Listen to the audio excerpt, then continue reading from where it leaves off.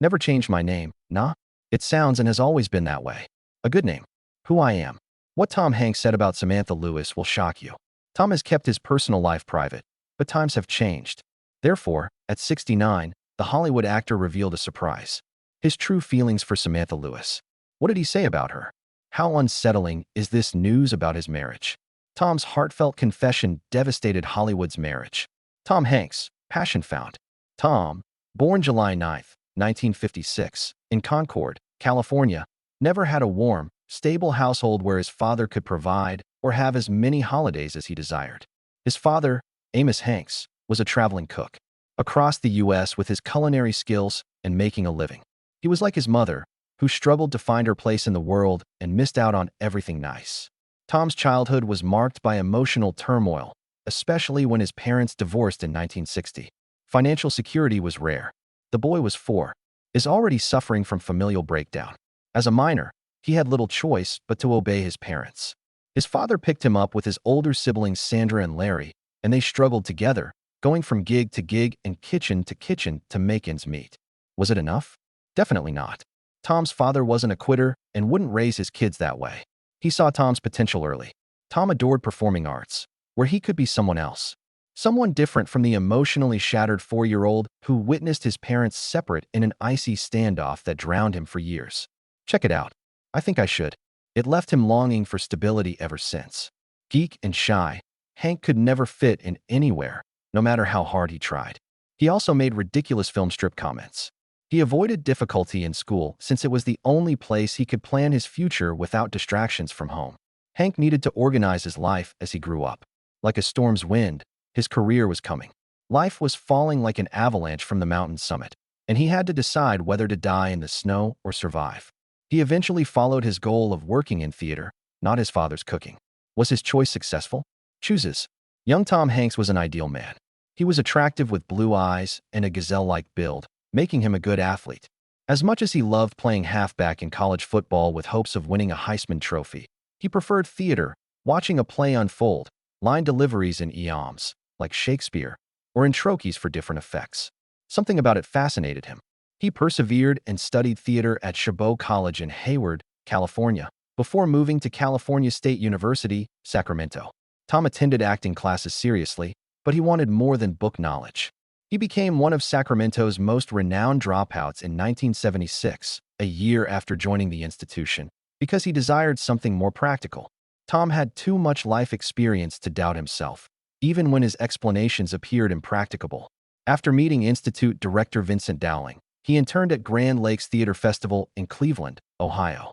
It was the perfect chance to finally learn the job while on set watching pros direct, light, and learn their lines. Practice their delivery. His desire came realized. While learning the principles and directing a play, he got acting roles and showed his talent on stage. He got the Cleveland Critics Circle Award for Best Actor in 1978 for playing Proteus in Shakespeare's. Not smart, unfortunately. Sweet. As dumb as a goat. Anyway, Verona's Two Gentlemen. One of his few villain roles. Voila. He had found his purpose, but he had a choice. He could return to school and acquire the theater arts degree he had always anticipated, or he could keep advancing to glory on the silver screen. He eventually chose to follow the high road and pursue his work without regrets, regardless of the long term. The stage was more than a performance space. It was a place where he was most visible and received loving acclaim, something he could get used to compared to his broken home. He came to New York after deciding to work in cinema instead of theater, where he found success and love. How significant was this move to New York? Finding love and superstardom. Moving to New York changed Tom's career. He finally had the cards, and he went all in without consideration. He soon learned that New York, which looked great in magazines, was very different from Ohio. The accommodations were tiny and pricey. He was unemployed, had no bank account, and couldn't ask his dad for aid, who barely made ends meet while he claimed to have succeeded. However, he wasn't alone in New York. Michael John McGann, whom he met in Cleveland with the Great Lakes Shakespeare Festival in the late 1970s, was his company. Tom, knowing his past, stayed close with McGann, who pushed the move to New York to pursue their passion for performing. Not sure months? Tom sold his 1970 Volkswagen Beetle to pay for the trip and drove east on I-80 with McGann to New York City. McGann let Tom Hanks sleep on his couch for weeks as he auditioned for movies, commercials, off-Broadway, and Broadway musicals due to financial issues. He worked hard to become a superstar. Even when Tom started looking for work to escape his position, he was still a youngster. No grown-up task had ever been required of him. He required McGann to co-sign his first apartment contract, a dark, busted fourth-floor walk-up in Hell's Kitchen. He called this gesture of goodwill a hazardous generosity he will never forget. In addition to moving to New York and finding an apartment, he made his cinematic debut. His first picture was a low-budget slasher, He Knows You're Alone, in 1980. He started a Hollywood chain reaction with his performance. He was suddenly offered more roles in higher-budget films. The Riverside Shakespeare Company's 1982 production of Niccolò Machiavelli's The Mandrake, directed by Daniel Southern, cast him as Calamaco. It wasn't his first theatrical performance, but it was better than in Cleveland. He also starred in 5 Years Old that year. His parents divorced under California law. Father retained child custody. He eventually broke through with Hollywood elites with Mazes and Monsters. At the time, Tom was perfect. Suddenly, his move to New York was paying off. It became better when he met Rita Wilson, his life partner. How did this meet happen? Love and Hollywood. Tom Hanks traveled to New York for his work, but he wanted more. His life and appearances revolved around Broadway, movie sets, and occasional visits to his master McGann. It was never a problem, as it was the reason he moved to New York. However, coming from a home where he never really had stability or experienced what it meant to have two parents living together and raising their kids under the same roof for a long time. Besides clarity and a family, he needed the perfect woman. He married Samantha Lewis in 1978 and had a son, Colin, and a daughter. Though they tried, it failed, especially since Tom relocated to New York in 1979 to become an actor. Thus, he needed to return to love without sacrificing his profession. He refused to settle for less and demanded both.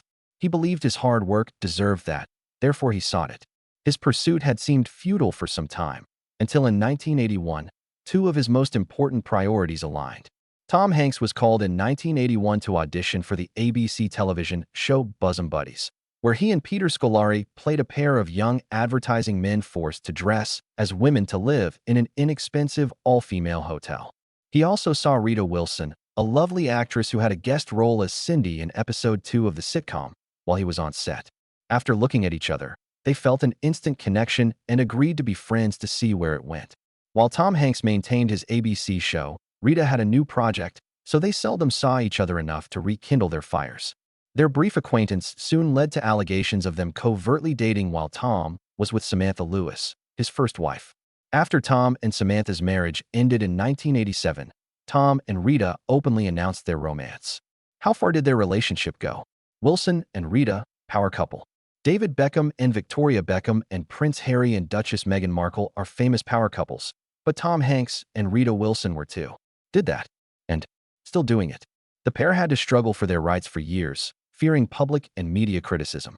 Tom was married and wanted to work with his wife because of their 2 kids, making their connection difficult at first. Being a product of a broken marriage, trust, and family made it tough for him. Therefore, he battled hard to save his previous marriage. Tom Hanks realized that the heart always wants what it desires, so he left Cleveland, where he was comfortable with the Grand Lake squad, to try his luck in New York. Despite his best efforts, his marriage to Samantha ended, and he knew he had to make a decision. He might date Rita in secret and have a family, or he could take on the world with Rita's hand and never let go. They played cat and mouse at first, but when they reunited on the 1985 film Volunteers, their chemistry was obvious. Throughout the shoot, gossip stalked them and choked them with its words.